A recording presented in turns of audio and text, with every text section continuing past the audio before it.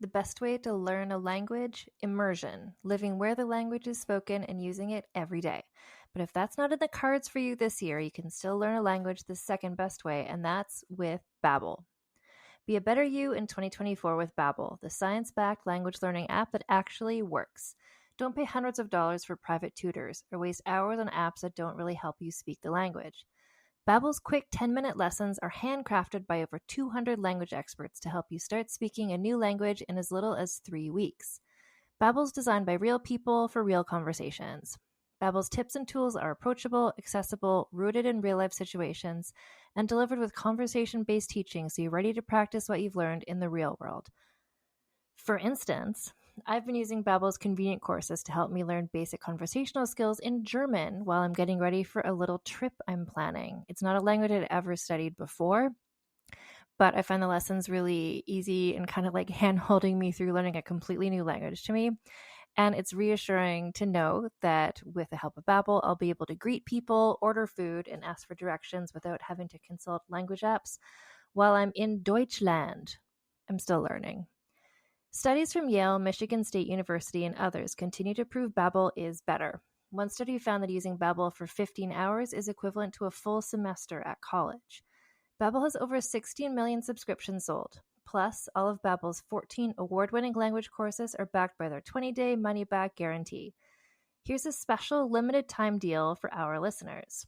Right now, get up to 60% off your Babbel subscription, but only for our listeners at babbel.com/vulgar. Get up to 60% off at babbel.com/vulgar, spelled BABBEL.com/vulgar. Rules and restrictions may apply. Do you know what lies within nothing? No. Do you know where it ends? Do you want to know? Yes. Counterbalance, a high fantasy audio drama. Season 2, coming 15th of October 2023. Learn more on trilunas.com. Have you ever wondered how to make a shrunken head? Or why there was a cat floating up in space in 1963? Or just what it takes for a monkey to become an astronaut? Did you know that a snarky, swearing parrot ruined Andrew Jackson's funeral? And that a crew of 28 explorers drifted lost on the ice floes of Antarctica for 2 years during World War I? And why does fruitcake exist?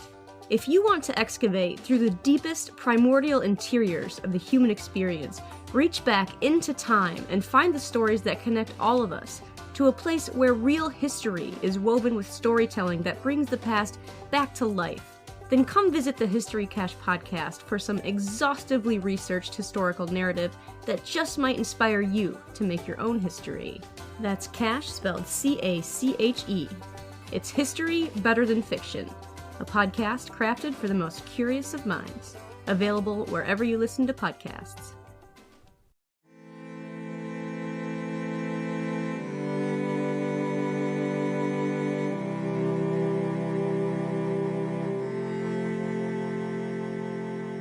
Hello and welcome to Vulgar History, a feminist women's history comedy podcast. My name is Anne Foster and this is Kristina of Sweden Part 4. So I didn't realize when I started doing this was going to be a 4-part episode, but frankly, the amount of stuff that this person did, it just keeps going. She's unrelenting. We've had other people who, I don't know, I think part of it is that Christina became king when she was a little girl, and then she kept doing interesting stuff for the whole rest of her life. Like there's been other people, Fredigan, for instance, where we don't know what she was up to as a child.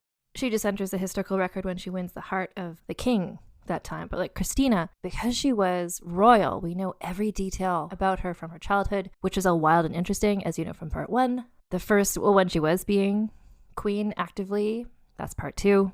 Part 3, we looked at what she got up to after she left Sweden. And unlike some other people, even like Catalina de Arauso, whose story has so many parallels to her, honestly, just from the sort of the queer stuff, the pants stuff, the love of velvet stuff, just the overall chaos of it, like the similarities. But Catalina, we don't know a lot about. Like she grew up in the convent. We don't know what she was like. After Catalina met the Pope, she kind of went back to South America, maybe died, maybe didn't. Like, we don't know. But Christina, it's like every month of her life, we know exactly what she was doing, from records, from the appalled diaries of people who saw her doing things. And I couldn't leave out any of it. It's such a wildly interesting, irritating story. And this is part 4. This will be, I think, the final part. I think. We'll see how long it takes to get through this part. So, as with the other episodes, I would give the advice to listen to parts 1 through 3 before you get to part 4. But, that's just because that's how I've experienced it. Maybe if you want to just jump in with part 4, welcome aboard. It's a wild ride. And here we go. So, when last we left Christina, so she was being a freelance queen in Rome, but she decided because of debt reasons, various reasons, that just wasn't the life for her. And then she figured out, I don't think she invented this plan, but she got wind of this plan that Cardinal Mazarin in France wanted to try for the 3rd time to take over Naples. And he needed some sort of freelance queen to take over. And that's where she came in with her signature enthusiasm. So, because of her BFF Azzolino, she knew about codes, she knew about how to write secret sexy letters, but something to this extent, like usurping Naples, it's like she needed to have some face-to-face time with Mazarin. Like, it was just becoming too dangerous to do this all in letters. Like, even Azzolino, I don't think he knew that this plan was taking form. So she was like, okay, I gotta go to Paris to have some FaceTime with Mazarin to talk about this plan of ours, her plan to, get on a horse and like do her Alexander the Great cosplay. His plan did not do that exactly. But she had like only just gotten to Rome fairly recently-ish. It would be suspicious if she suddenly just like left Rome. So she had to come up with an excuse why she was leaving. I mean, she did, but also she lives for the drama. She lives for the espionage. This is like, I don't relate to Christina in every way, but her love of just scheming, I feel that too. So the plan she said she had to return to Sweden to sort out some financial stuff. And as she was broke, and everybody knew she was broke, this was not suspicious at all. She's also a pretty chaotic and random person. So honestly, if she was just like, I'm just going out of town for a bit, everyone would be like, good, bye. So then her alibi got even stronger because there was an outbreak of plague in Rome, which meant that everybody who could leave was leaving. So it made sense that she would leave too. And because of the plague, the Swiss and the Germans had closed their borders. So if you look at a map of Europe, it's not Rome to Sweden, doesn't have to go through France. But if the Swiss and Germans had closed their borders, she kind of had to go that way. So she had to go through France to get to Sweden, which was not where she was going. She was going to France. It was a secret to a lot of people, but like the Pope knew what she was up to. And luckily for her, he financed the trip because she, of course, had zero money. He financed the trip because he's like, good, taking over Naples is like good for me in some way, I guess. Or maybe he was financing the trip because, did the Pope know about it? Now I forget the exact details of this. The Pope knew she was going, maybe he just thought she was going to Sweden and he was financing that. You know what? The Pope just wanted her to leave and he was happy. Everybody was just delighted. She had been there for a couple years, and she had more than worn out her welcome because with her just sort of like Miley Cyrus bangers era, just this young woman who's so excited to get to do her own thing, it just becomes a bit off-putting. Not that Miley Cyrus is at all off-putting. I don't know why I keep relating this to Miley Cyrus, but like Miley Cyrus, Christina was from a very young age. She was being sort of controlled by mostly men who told her what to do. And then eventually she was just like, fuck this, I'm going to do my own thing. And I think the thing is that Miley Cyrus had her bangers era, but she's not still in it. Like, she moved on to other eras. Christina just like is still in this really high key, really excited to get to do her own thing, be a spy era. So one English spy in Rome wrote, quote, "They begin to be weary at Rome of their new guest, the Queen of Sweden." And so she had been living in this place, the Palazzo Farnese, and one of her aides there wrote, "We've been singing the songs of the children of Israel after their escape from Egypt. I can hardly believe she's gone. Every moment I'm afraid of seeing her still in the place." It was a good time for her to step away from Rome. So she set off with an entourage. She's always got her entourage with her. This time it was about 60 people. They were mostly men. There's just 2 women who were actually sound like pretty awesome women. They were these two kind of like thieves slash fences who would help her when she had to pawn off some of her valuables. So these two just kind of like rough women, along with a whole bunch of Italian men, including her close friend Mondoleschi, who was her master of the horse. And the description of, there's like 4 ships, I think, and she was on one of the ships. And her apartment on board the ship, she'd given specifications of what she wanted it to be like. And reading about it just makes me think exactly of Stede Bonnet's quarters on the ship on Our Flag Means Death. So her room on like a ship was sumptuously furnished in red damask with a vast throne-like armchair covered in velvet. So she's just living in this extravagant, glamorous room while on like literally the same ship, like below decks. The ship was being rowed by enslaved prisoners of war and criminals. So as per ever with her, like when she was putting together her coronation, as the people of Sweden were starving because there was no bread, like there's the contrast of her kind of glamorous, like over the top luxury lifestyle and what was happening with other people. The ship sort of sailed like really close to the coast the whole way because they didn't want to run into the Barbary Corsairs, who we learned about in the Saida al-Hura episode, because this is kind of a place where they were. But staying close to the coast meant there wasn't pirates, although Christina wrote in her unpublished memoirs that she kind of had fantasies. She like at one point thought she saw some pirates. She fantasized that maybe she'd be taken off to join the Turkish harem. So the ship was sailing along pretty slowly because it was going along the coast, not like straight there. And when they got to Marseille in France, which was their destination, that's where they were going to disembark and then continue on horses and carriages and stuff, the people of Marseille protested because they knew that there was plague in Rome/Italy. So the people kind of had like a riot type moment, just they didn't want the ship to land. And understandable, valid, intelligent, good for them. So there was sort of a compromise made where maybe, like the ship, like on Our Flag Means Death, like you get on the little ship, like you drop your anchor further out and then the little ships come in with the people on. But Christina was like, that is not a grand enough arrival for me. I refuse. And so eventually they were able to pull up the ship to the quay. I don't know a lot about ship parking, but anyway, it pleased her.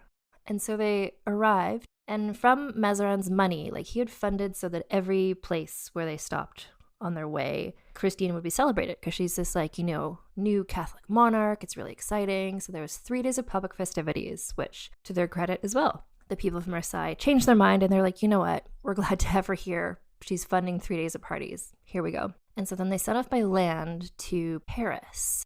For the last part of the journey, she was accompanied by the Duc de Guise, who pops up in the story a lot. I'm not going to mention him every time he does. But he was just kind of like a notable person in France in this era. What is interesting about him in this context is that he was actually the guy who, last time we talked about how Mazarin had tried to take over Naples before, and the Duc de Guise had been the person who he placed as king briefly. So Christina was excited to meet this guy who was not only just a handsome, famous womanizer and also French, but he was also like sort of war hero that she was a big stand for. And he wrote back to the king what he thought of her, which includes some interesting details about what she looks like. So these are just excerpts from a longer thing he wrote. So he wrote, "Her face is nicely shaped but framed by the most extraordinary coiffure. She wears a man's wig, very heavy and piled high in the front, hanging thickly at the sides and fair at the ends. The top of her head is a mass of hair. At the back it looks vaguely like a woman's coiffure. Sometimes she wears a hat. She always wears a lot of powder and face cream and men's shoes, and she sounds and moves like a man as well. I do not think that I have forgotten anything, except sometimes she wears a sword and a buffalo hide collar, and her wig is black." Everyone who meets her from here on out always make mention of the wig, which it just sounds like she was not taken care of. She's not putting it in any sort of container. She was not maintaining the wig, so the wig just gets wilder and wilder looking. But bear in mind that she also shaved her head, right? So she shaved her head and then just like plopped this like bad wig on top, and that was kind of the look. So she spent so much time with this guy, the Duc de Guise. Of course, everybody were like, are they lovers? Which, like, anytime she spent any time with anybody of any gender, it's like, ooh, are they lovers? Like, everyone just really wanted her to have a lover. Did she? I don't know. With him? Almost definitely no.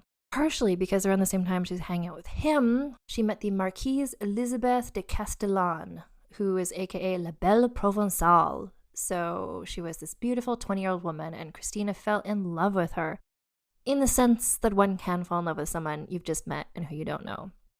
So she was just very attracted to her. Elizabeth was one of the most beautiful women in the kingdom. She was now 20. She had been married at age 13, but then her husband died in a shipwreck, so she was this sexy young widow. And in fact, Christina delayed the procession to Paris to meet Mazarin to talk about taking over Naples because she was so infatuated with this beautiful woman. Christina wrote her a letter, which again, she barely knew her, but this is a significant letter, especially in terms of the sexual identity. So Christina wrote, "Ah, if I were a man, I would fall at your feet, submissive and languishing with love. I would spend days, I would spend nights in contemplation of your divine attractions. Your beautiful eyes are the innocent authors of all my woes. I will spend the rest of my life in a state of bittersweet enchantment, while I await some happy reversal that will change my sex. In this sweet hope, I count the days of my life." So, in the biography by Veronica Buckley, she's like, women wrote letters, people wrote letters like this all the time. It doesn't necessarily mean anything. People just wrote flowery things all the time, which I question because it's similar-ish to the letters that she wrote to Ebba Spare, her maybe lesbian lover from before. But to say I wish that I were a man, I await some happy reversal that will change my sex, is a pretty extreme thing to say. She and the Marquise, this is again, not a cute lesbian love story.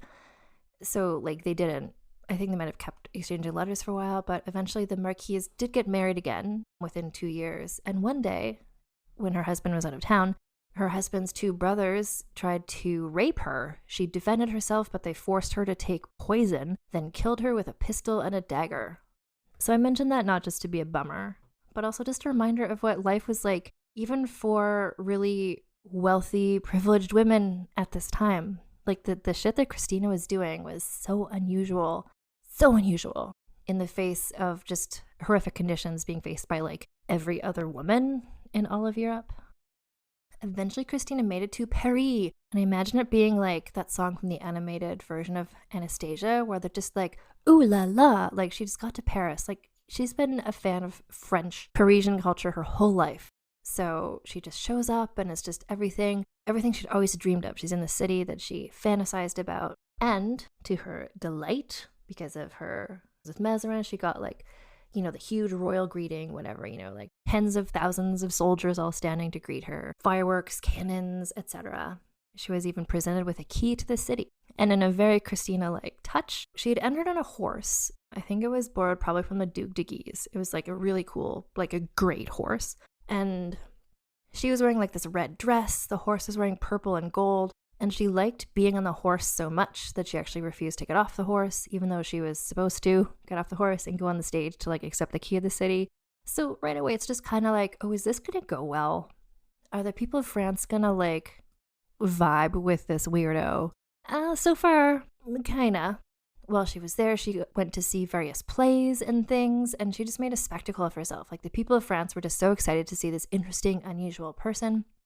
When she went to see plays, for instance, the audience would often just watch her instead of the play because her reactions were so extreme. When she thought something was funny, she would laugh so loud, she'd repeat lines. Even when she got bored and she fell asleep, she did it very noticeably. But what everybody wrote about is that she didn't sit in the typical way that people sat back then, which is so much the typical way people sit now, which is with your butt on a seat and your back on the back of the chair and your legs in front of you. Rather, at one place, she sat with her legs sprawled over the side, the arm of the chair, and she would switch sides. At another play, she sat in a chair and then propped her legs up on a second chair, adopting a posture that one Parisian wrote was so indecent that one glimpsed what even the least modest woman should keep hidden. So I think they're saying genitalia. I feel like she was wearing pants. So, not sure. She also, when she went to church services, she would just chit-chat with people all through it, which annoyed everybody, especially because she was supposed to be this great new Catholic convert. People are shouldn't she have the zeal of the newly converted? But in fact, she did not. And the whole reason why she went there was to meet with Mazarin, but he was not in Paris. He was in Champagne. Maybe that's how you say that. So she eventually was well, can I meet with him in Champagne? And so eventually she did get permission to go there, but when she went to meet him, it would only be her alone. Nobody else could go into the room with him. And this is because he was really, really private. Apparently he had really interesting art collections and stuff. It's like sort of like an Anna Wintour moment. It's just like, you know, if you're going to see him, it's on his terms. And so she arrived, you know, carriages and horses and stuff. Clearly she had ridden there on her horse because she arrived all windswept. Her wig was all like half off, like disheveled. Her skin was sunburnt and suntanned. And just imagine, you know, this isn't quite a Marie Antoinette period, but it's like the just before that period. Like the fancy, elegant French women were like, you know, kept their skin so pale, like the dresses were so fun, like everything was so, you know, like in a chevalier type way. It's like it takes 4 hours to get ready. And she just blows in like sunburnt with her wig half off, wearing her like random like short skirt on top of pants look. And so she brought with her the acrobats, the Santinelli brothers, who to the people in Campaign, they did not look fancy or elegant. And everyone was also surprised that she didn't travel with women, because usually queens traveled with ladies in waiting and that sort of thing. And the only women she had with her were these two random Italian thieves who she just like brought around with her. So she finally met Mazarin. Things for that plan to like take over Naples seemed to be going okay. But yeah, just her personality was kind of making people question if they wanted to work with her as well. After she stayed with Mazarin for like a week, it was time to leave France to go back to Rome and then maybe like on to Naples. She was really excited about the plans, couldn't wait to get started. She wrote making promises she could never keep, like such as saying that she would make Mazarin the next pope. She started ordering more clothes for herself. She invented this whole new way that everybody should treat her as the queen, where, you know, a series of like walking backwards and like a certain number of bows and stuff, and nobody could remember what the rules were. And eventually, like, even she couldn't remember what the like special choreography was. And when she got overwhelmed by it, she would just like pretend to be sick and go to her room. In her mind, she was already the Queen of Naples, but Mazarin was kind of ghosting her. And she started to hear that France and Spain might be coming to peace on their own. And if that happened, then there was no place for her for Naples. This piece troubled her. She wrote, "I love the storm and fear the calm." Because if she wasn't being Queen of Naples, like, first of all, she had bought a lot of stuff to be Queen of Naples. But secondly, like, what was going to be her hobby if she couldn't just daydream about being Queen of Naples all the time? So she couldn't make it back to Rome because she had spent all of her money already. So she wound up in this town called Pesaro, which is like, I'm sure, a lovely place. But to her, having been in Paris and Rome, was like kind of small and kind of boring. She stayed there for 7 months, just like writing letters to Mazarin and being like, when are we taking over Naples? Like, what's going on? Eventually, she'd had enough and she decided to go back to Paris. But when she got there, she's staying in a house like just outside of Paris. Mazarin didn't reply. He's like, oh no, I have the gout, like the G-O-U-T, the gout, the disease. He's like, I can't see you because of the gout. Sorry. Magically, by the time she leaves, he's like, oh, I'm better. No more gout. So she was humiliated, obviously, that she told everybody about this plan, like that she thought this was happening. And it just showed how she didn't have as much power as she liked to think she had. So she had a lot of pent-up rage, and that is going to come out in this next little bit, which is the next sort of major Christina moment. So it has to do with her longtime friend, Mondoleschi. What happened is everybody is suspicious and paranoid all the time about everybody, because that's just like the kind of world that this is. So Mondoleschi was suspicious of Francesco Santinelli, who was one of the acrobat brothers. And so he wanted to kind of manipulate Christina into turning against Francesco Santinelli. But he was acting so shady that Christina was kind of suspicious of like, what is Mondoleschi up to? Disloyalty.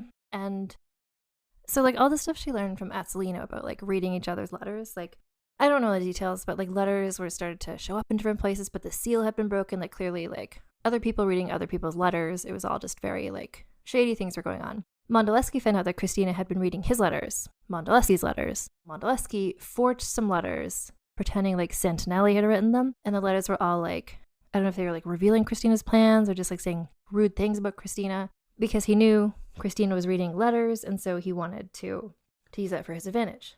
But this could not have gone worse. So Christina saw these letters. She knew that it was Mondoleschi's handwriting, not Santinelli's, so she's like, well, why is Mondoleschi writing these mean things about me? So she summoned him. So she's staying at this place, Fontainebleau, which was a royal residence, I think. And part of that is it's like a long hallway with lots of art in it. It's called the Galerie des Cerfs, which translates to, I think, the Deer Gallery. And so she summoned him there to confront him about what she saw as him betraying her with these letters. She knew that he'd written these forged Santinelli letters, and he's like, well, why would you write these letters saying mean things about me? And then he was like, oh, fuck, like, I'm really in trouble about this. And so for 2 hours, he begged her to try to understand what he was doing, that he was loyal to her. And all the while, 3 other men stood watching, their swords unsheathed. Like, she was prepared to have him executed, and he was just trying to talk his way out of it. He's like, actually, I'm so loyal to you. That's why I was doing this. But eventually she announced he's a traitor, and she ordered his execution. And then she left, leaving him with the 3 guys with swords. Mondeleschi begged the guards, like these guys, to intervene on his behalf, and they tried to. When they went to try to talk to Christina, she was like, my mind is made up, and please just like carry out the execution quickly. And so from everyone who witnessed this, what they all kind of commented on was how calm she was. Like, she was just like, this is happening. She wasn't freaked out about it. Like, even though Mondeleschi had been her dear friend for a long time, she was just like really cold-blooded about it. Which, her, if he was like doing treason against her and betraying her, it's like, why wouldn't she be cold-blooded about it? So eventually, Mondeleschi was just like waiting around in this like deer gallery, and eventually he was stabbed by, ironically, Lorenzo Santinelli. So he had been trying to turn the queen against Francesco Santinelli, the one acrobat brother, but then eventually he was stabbed by the 3 men, one of them being Francesco's brother, Lorenzo Santinelli. And it's one of these, like, if you're doing, has anyone ever done the Vulgar History Bingo? I don't know. It's like, if you scroll down on Instagram, it's there. But one of the things is, I think, botched execution, which is what this is, because he was wearing like chainmail, which protected him when Santinelli stabbed him in the stomach and neck. And then he was chased around an adjacent room before finally they succeeded in dealing him a fatal wound to his throat. So he was executed in the Deer Gallery. This was an incredibly big deal.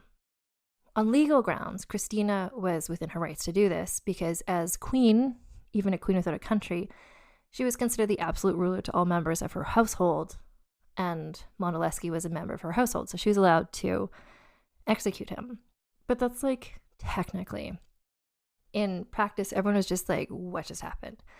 For instance, in Rome, Mondeleschi was an Italian nobleman who was murdered by a Swedish woman, and then Santinelli was one of the executioners.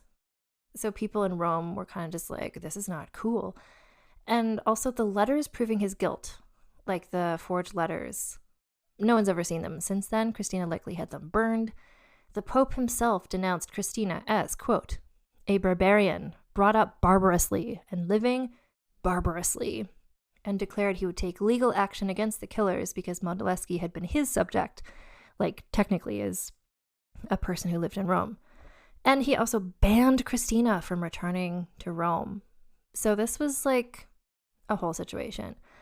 Christina wrote to Mazarin explaining like, hey, guess what? This just happened, whatever. And for once, he actually answered her letter. And he was like horrified. And he advised her, like, here's what you should do. Like, say you weren't involved. Say like it was just scuffle between courtiers. Like, just get yourself not involved in this whole thing. And she's like, I'm sorry, did you say I should write a multi-page thing explaining exactly what happened and how I did it? Because that is what she did. She was just like really owning what she had done, which, I don't know, whatever. Like, if she had tried to cover it up, that would have been different. But the fact that she was just like, yeah, I did it. You know, I kind of respect that, I guess. I don't know. I don't respect that she did it, but I respect that she wasn't trying to weasel her way out of responsibility for it. But her doing that really burned the final bridge between her and Mazarin/France. Like, for a while, she was still staying in Fontainebleau, but she was not allowed to enter Paris for months. And then finally she was permitted to go back, and it was Carnival season. But kind of like how Mazarin was like, I have gout. Sorry, I can't talk to you. Bye. All of her other Parisian friends were all like mysteriously busy, didn't have time to see her. So though she was being spurned by like all the important people in society, she was just like, it's Carnival, fuck it. Let's just whatever. She's whatever at this age, like 29 years old. So she went to all the like public balls. She went to all the like entertainments. She would arrive masked and costumed. Now, the biography said, each time more fantastically. And I'll leave that to all of our imagination, know what we know about her love of hats, wigs, velvet, what that would have looked like. At one point, she was wearing some sort of Amazon-inspired headdress. Like, a lot of people sort of considered her or described her as an Amazon because that was kind of the only context they had for, like, a woman who, I don't know, carries a sword sometimes. Anyway, so as much as the, like, important people were avoiding her, the, like, normal people, the non-noble, non-royal people enjoyed seeing her, what her outfit's going to be.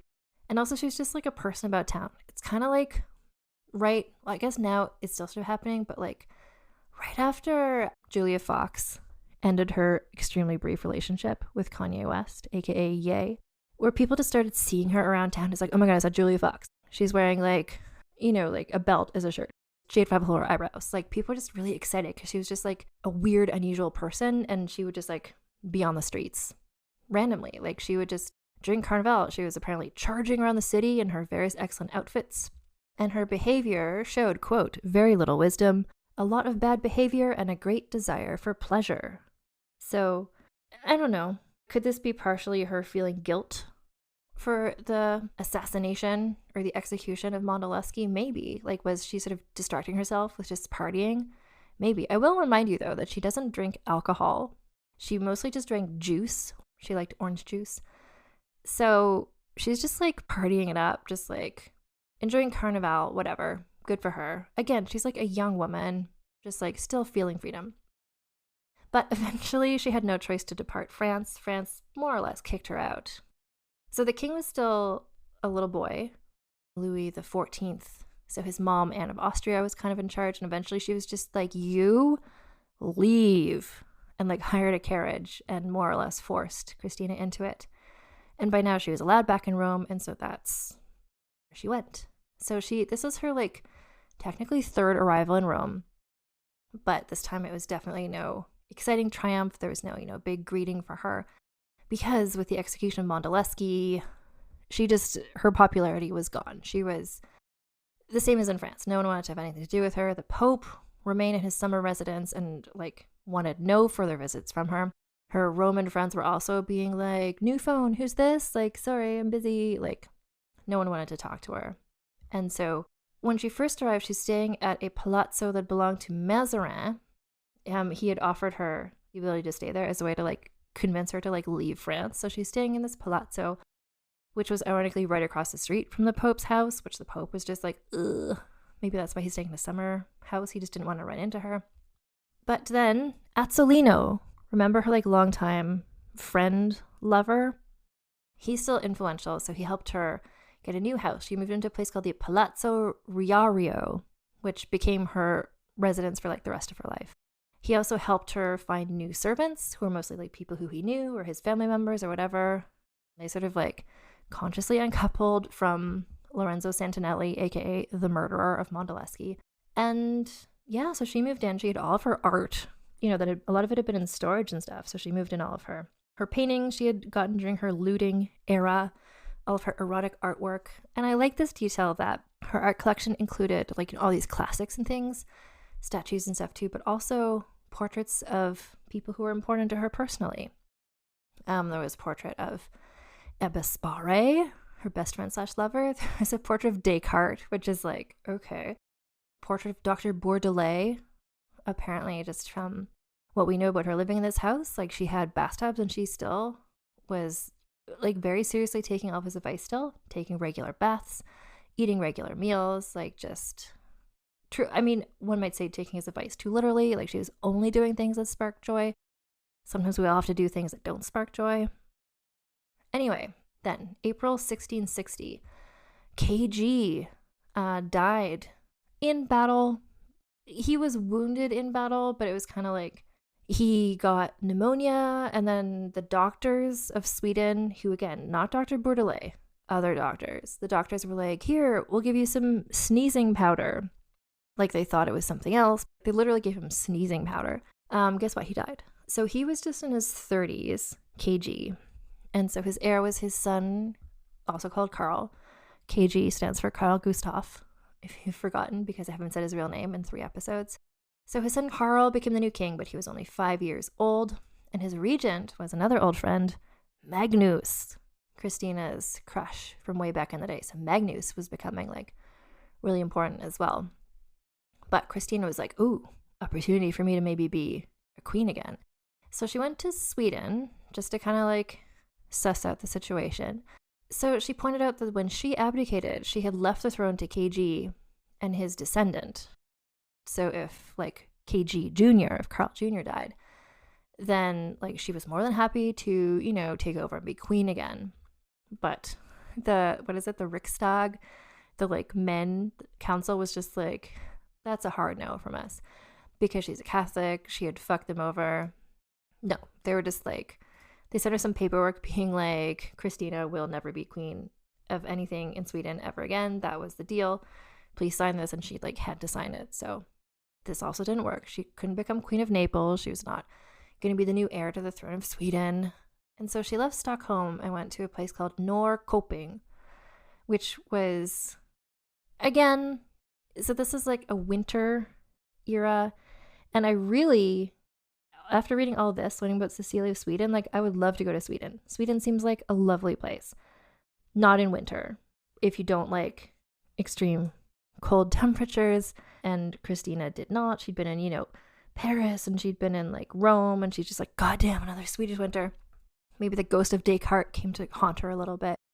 So she just kind of got her finances in order for once in her life. Azzolino really stepped in here as really just kind of, I don't know, a famous financial person, but he just like stepped in and was good with money. And from now on, she's kind of like, her debts are kind of better paid off, because there's a whole thing happening where Sweden had given her the money that came from these various parcels of land, and then Azzolino sent a guy to sort of like investigate, and turns out that these places had been not giving her as much money as they were supposed to. Like she was supposed to be getting twice as much money as she was, so suddenly she like had money again.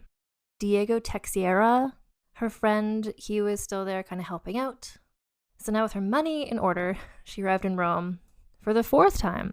And the next couple of years were like, for once in this saga, this is where I don't think it's going to be a 5-part episode. Like there's a couple of years where like kind of nothing happened, which is good for me in terms of like how many episodes is this going to be, and also good for her in terms of just like, just be you and like live.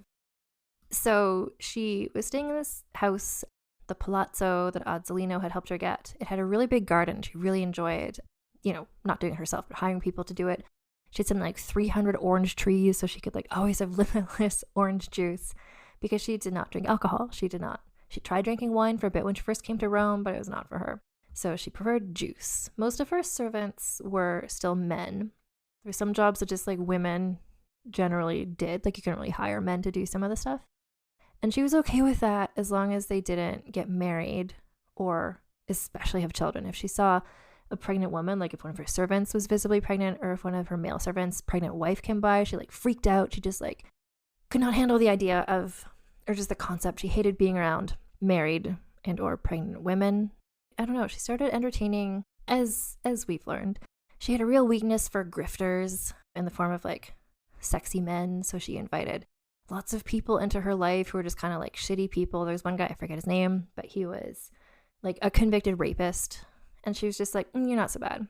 And then he like, I don't know, one way or another, he fathered the child of one of her servants. And when Christina noticed that that servant was pregnant, then she paid to have an abortion done, but then it went badly, and then the servant died. And Christina was like, oh, that's too bad. And she kept the like rapist guy around. So, you know, every time there's something quasi wholesome about Christina, like the orange juice, then something you're just reminded of like, oh no, she's a horrible person.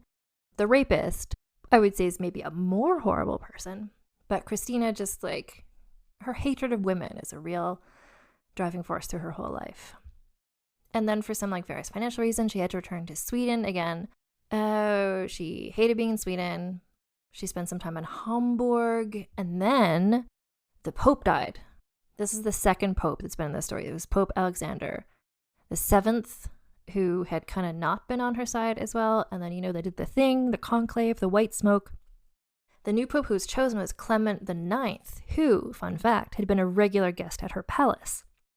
So, like, her bro, like, her friend, maybe he was in the book club, was the new pope. So she's happy. She thinks this means good things for her. So she threw a party at her lodgings in Hamburg, which is where she was when she learned this news. Hamburg, like, not a Lutheran place filled with German people. So she had illuminations, which I think means fireworks. She did her trademark wine fountain again, which I feel like if it's her, you think it would be a juice fountain. Anyway, this party enraged the Lutheran people of Hamburg, which were like almost everybody in Hamburg. And the party ended in a shooting, an attempt to kidnap her, and she had to escape in disguise through a back door, which was probably scary, but also I think she kind of enjoyed that. She loves a disguise moment. And she never stopped looking to be like, is there a country that needs a queen? Because, like, I'm your girl. So that was 1667. 1 year later, 1668, the king or emperor or whatever of the Polish-Lithuanian throne abdicated and returned to France. So the monarchy in Poland was elective. Christina, being a descendant of the House of Vasa, put herself forward as a candidate for this election. She's like, I could be your king. I have experience. She recommended herself because she was Catholic, because she was an old maid, and she intended to remain one. So she said, you know, I can just be your queen for a while and then figure stuff out, and then we can decide the next king. Like, it won't be my child, but... And she had the support of her bro, the Pope, but her application for the job was not accepted. Although she wasn't too sad about it, because being in Rome meant that she could still stay close to her romantic friend, Azzolino. There's a couple bits in the story, I didn't mention them as we were going, but a couple times when she left Rome, she would like look at a miniature painting of him and like cry. Like, she really missed him. Like, she really depended on Azzolino. He was just like, he was her person in a Grey's Anatomy way. So she was in Hamburg when this happened, returned to Rome. So again, this is her 5th time re-entering Rome. So this is November 22nd, 1668. And again, this is just like her good times era. So the Pope would often visit her. They had a shared interest in plays and I guess orange juice. She relaunched her book club, the Academy, and her home had a great hall with a platform for singers and actors.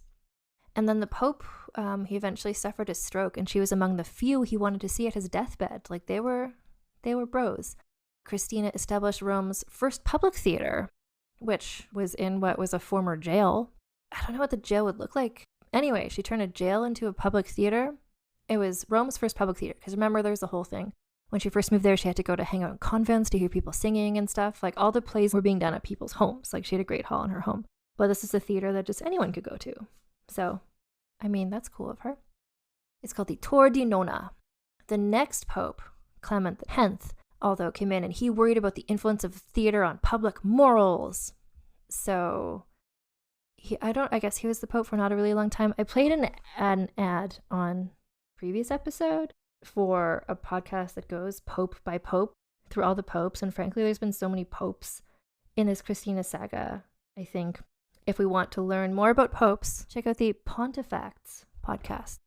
So this is another notable thing about Christina. She lived in Rome on and off, but through the reigns of like 4 different popes, some of whom were her friends, some of whom were not. So Clement X became the new pope.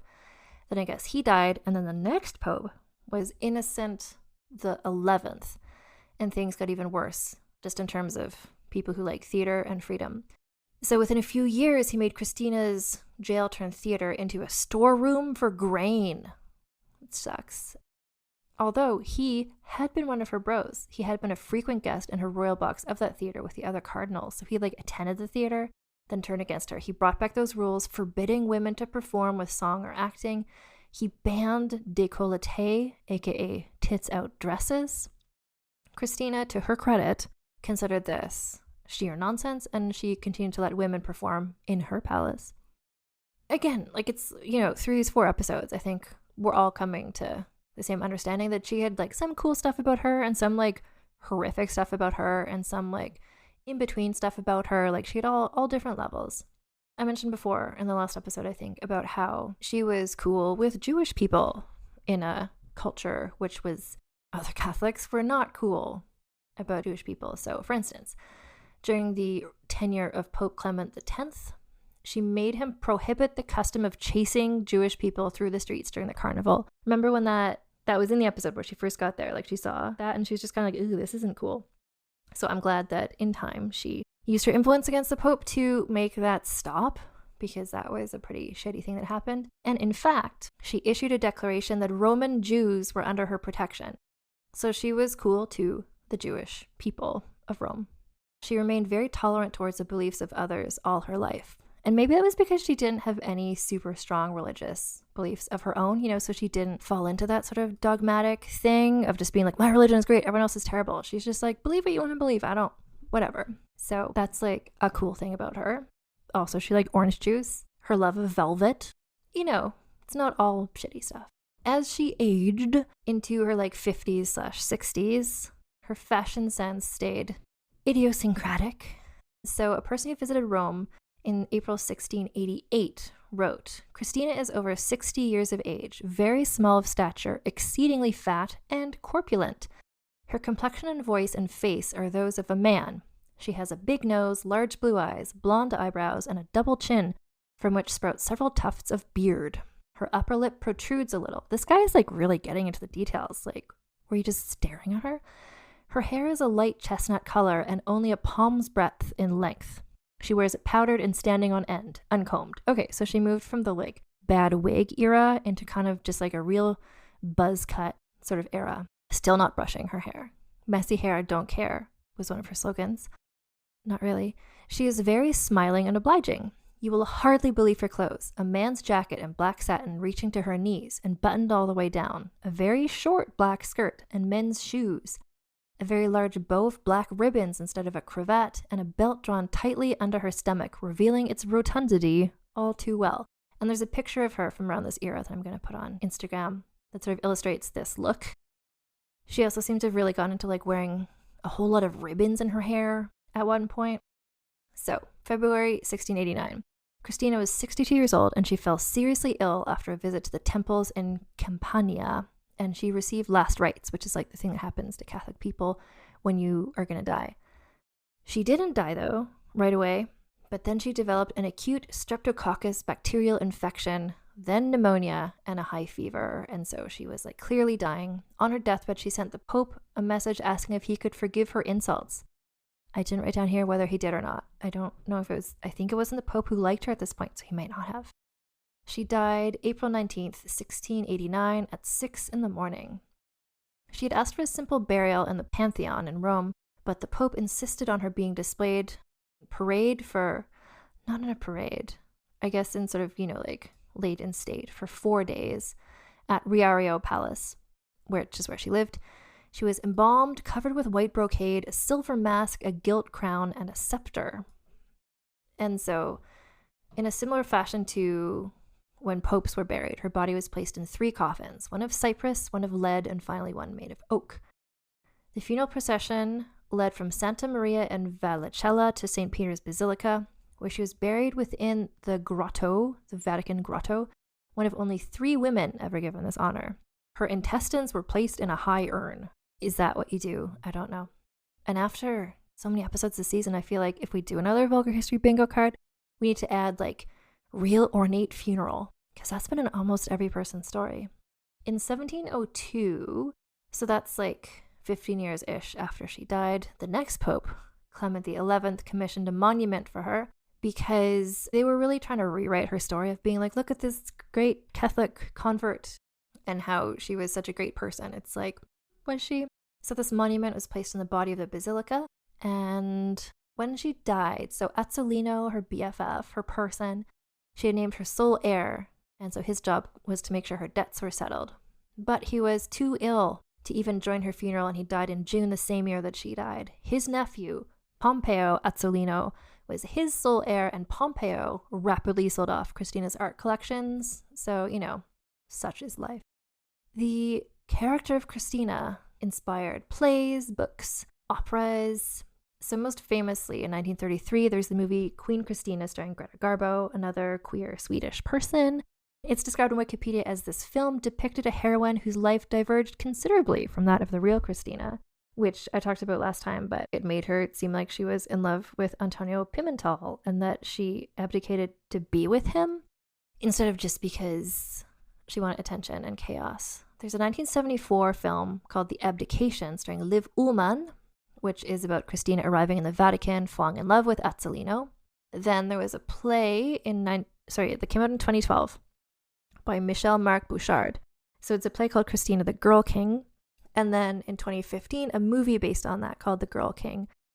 In this film, she's portrayed as a lesbian, a lover of Countess Ebba Sparre.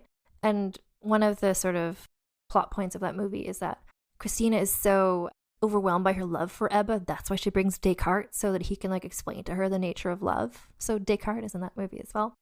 She's also featured as the leader of the Swedish civilization in the video game expansion pack Civilization 6 Gathering Storm. And there are some places named after her, such as the Christine District in Tallinn in Estonia, Queen Village in Philadelphia. The Christina River is a tributary of the Delaware River in the US. And also there's a place in Finland called Christineland. And wrapping everything back to what we talked about in the first episode, or I guess it was more so in the first or second episode, the whole thing about Queen Christina and the whole intersex thing, and was she intersex? What was the genitalia? So let me just look this up. Yeah, so in 1965, there's an exhumation of her bones. And so at first I was like, oh my God, was her body dug up so they could see if she was intersex from your skeleton, which is not a thing you can tell from a skeleton. But it was something about, I think she was dug up to see that whole thing about how her shoulders were uneven. And there was a whole thing about was she dropped as a child? I don't know. I think they dug up her body to see if her shoulders were uneven. But while the body was dug up, let's just see if there's any evidence she was intersex, which guess what? There's not. First of all, there's not clues about intersex traits in your skeleton usually, or ever, I don't think. But I was even if there were, guess what? There's not been a lot of scientific research on the skeletons of people with intersex traits. There's not a lot of history that's been done. Also, I didn't mention this I kept meaning to, but it never came up. So some people have also theorized that she may have had autism, which I don't know. Maybe she did. I think this is mostly people who are looking at the way that she behaved in social situations, maybe, but who knows? Although I will say, as a person, Christina, it's if you see yourself represented in her in some way, like I do as a person who likes orange juice and doesn't brush my hair, there's so many things that she might have been. And I think it's all valid to look at her life through these lenses and to see her as representation for all these different things. The different identities that I think people have. Well, back then, people are, I don't know, they're all just she talks like a man, so that must mean she has a penis. Fuck what people were saying back then. What people are saying now about her is maybe she had intersex traits. Maybe Christina was a trans man. Maybe Christina was a lesbian woman. Maybe Christina was asexual. Maybe she was demisexual. Maybe she was bisexual. Most of the letters in the LGBTQIA+ acronym have been applied to her at some point. I think she's such an unusual person for her era that it's comforting to try and be well, she was this. This explains why she acted like she was. Whatever she was. If she was an intersex person, if she was autistic, if she whatever. She was also herself entirely. And I don't know if a label could explain her behavior other than just that's just what she was like. Christina, she's just gotta be Miley, sort of thing. So we have the scoring at long last. So first is the Lady Jane Seymour Memorial Award for Outstanding Supporting Performance. The person who I would submit for this, I think, is Azzolino. I wouldn't put forward any of her other friends in her whole life because, Modilewski, she killed him. The acrobats, she kind of, fucked them over. Ebba Sparre, she didn't treat kindly. But Azzolino, he had her back. He, helped sort out her finances. He was there. Even when everybody was ostracizing her because of the whole Modilewski execution thing, he was with her, in this romantic friendship, this really devoted, he was her beloved, even if they didn't have a sexual relationship. they loved each other so strongly. So I think I'm going to give it to Azzolino. Like, he couldn't have been easy to be Kristina of Sweden's person, but he like was there for her. He helped her out like to the end. Too bad his nephew is apparently an asshole. So scoring for Kristina. Just because this is a 4-episode saga doesn't mean she's necessarily going to score higher just based on the amount of details we have. Like, I'm still going to try to assess this as fairly as I would if it was a 1-episode person. We just have more examples of things with her, but all the examples kind of go towards proving the same point.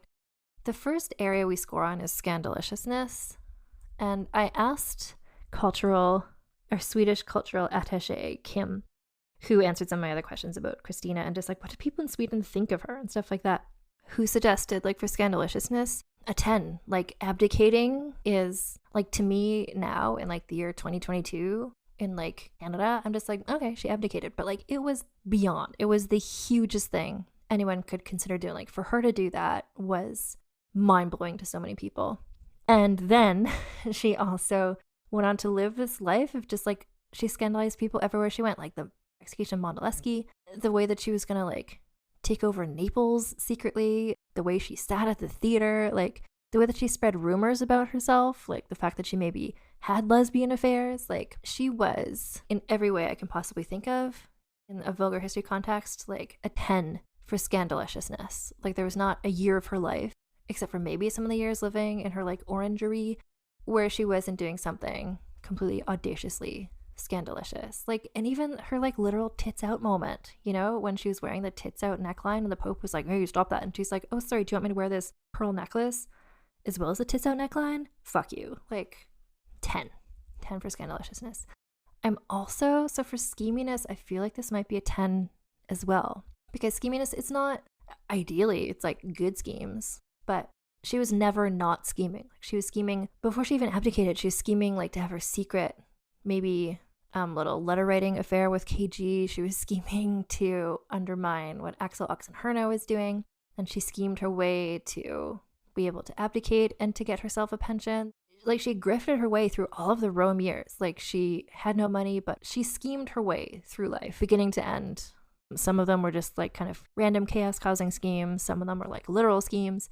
Like, I think it's a 10 for scheminess. Significance is a tricky one, because I think, so again, just in checking with Kim, official Swedish cultural ambassador, so abdicating was a big deal.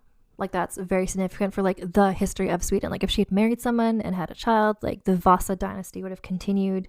So the effects of every Swedish monarch after her are affected by the fact that she abdicated, really. She also brought all the scholars and stuff to Sweden. She collected art and books. So just in terms of the history of like art collection and the history of like philosophy, she killed Descartes by accident. She created nobility left and right. Like, she made all these titles for people to make money. Like, her significance is quite considerable, especially if we're on a 10-point scale, like comparing her to other people who we've looked at on this show. Like, she made moves that like had effects for generations to come in European history. So I think her significance, I'm gonna say an 8.5.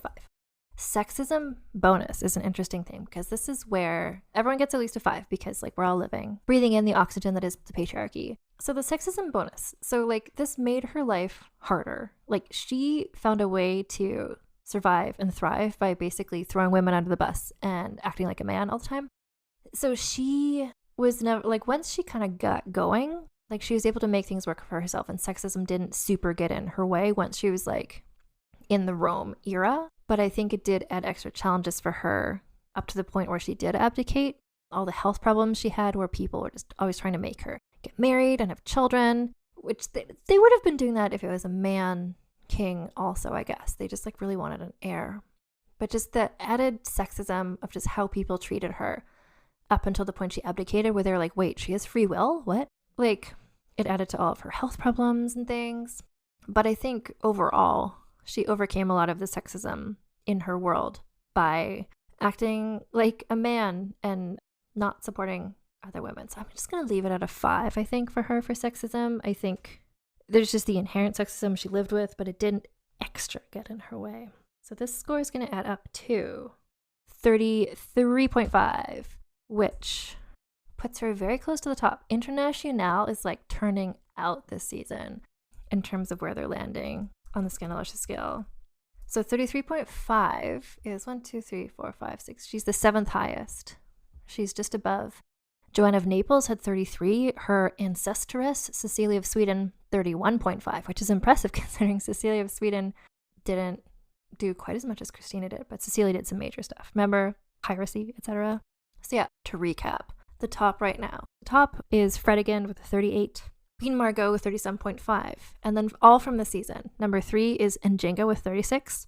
Harem Sultan tied with her with a 36. Then the Chevalier d'Eon, 35.5. Malancine, 35.5. Kristina of Sweden, 33.5. Like 7 of the top 10 are from this international season. It's exciting to me. You know, the Scandalicious scale is just kind of like seeing where do people lie. It's not a competition. I really try to emphasize that as well. But just like in terms of like people who have the qualities that we reward on this podcast, like this season has been pretty incredible for that.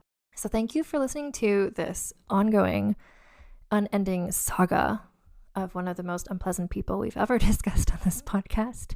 If you have suggestions of people to talk about in Vulgar History, so if you go to vulgarhistory.com, which is the website, there's a little thing there where you can contact me, and there's a form to suggest people you want me to cover, or if you have like other feedback or thoughts about the podcast, please let me know. If you are going to buy books about Kristina of Sweden or whoever, if you want to go back and buy like all the royal diaries, like if you want to just like, because Kristina of Sweden was a royal diaries heroine, there's a link in the show notes to buy through my bookshop.org link, and that's where when you buy the books, a little bit of money goes towards me and this podcast.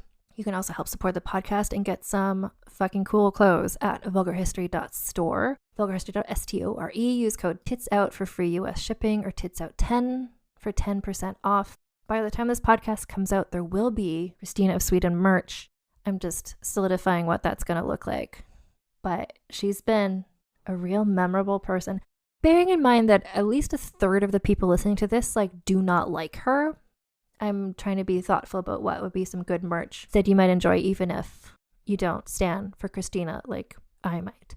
You can also support me / the podcast directly by becoming a patron at patreon.com/AnnFosterWriter. So that's where you pledge, if you pledge $1 a month, then you get early access to all the episodes of Vulgar History. If you pledge at least $5 a month, then you get those episodes. Plus also you get access to the super secret special podcast, Vulgar Peace Theater, which I think this Saturday of the week that this episode comes out, I'm going to be joined by Alison Epstein and Lana Wood Johnson. We're going to talk about the 2015 movie, The Girl King, and what may get right and or wrong about what I think Kristina was really like.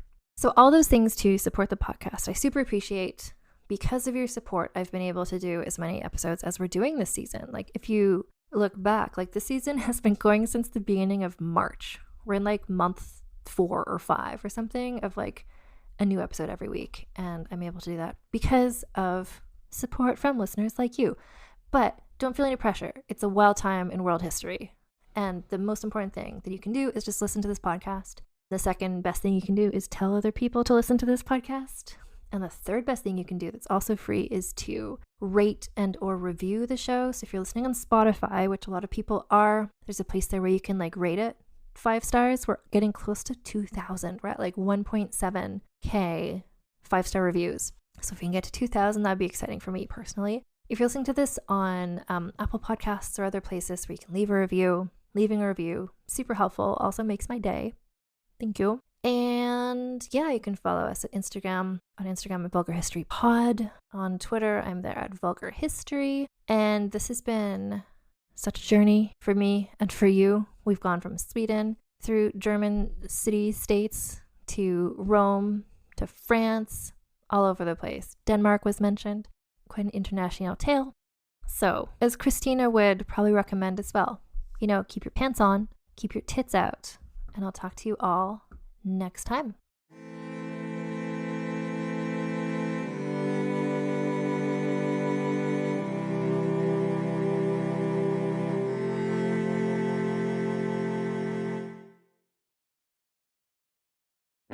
Welcome to the small town of Chinook, where faith runs deep and secrets run deeper. In this new thriller, religion and crime collide when a gruesome murder rocks the isolated Montana community. Everyone is quick to point their fingers at a drug-addicted teenager, but local deputy Ruth Vogel isn't convinced. She suspects connections to a powerful religious group. Enter federal agent V.B. Laureau, who has been investigating a local church for possible criminal activity. The pair form an unlikely partnership to catch the killer, unearthing secrets that leave Ruth torn between her duty to the law, her religious convictions, and her very own family. But something more sinister than murder is afoot, and someone is watching Ruth. Chinook, starring Kelly Marie Tran and Sanaa Lathan. Listen to Chinook wherever you get your podcasts. Hi, I'm Jennifer, a founder of the Go Kid Go network. At Go Kid Go, putting kids first is at the heart of every show that we produce. That's why we're so excited to introduce a brand new show to our network called The Search for the Silver Lining, a fantasy adventure series about a spirited young girl named Isla who time travels to the mythical land of Camelot. Look for The Search for the Silver Lining on Spotify, Apple, or wherever you get your podcasts.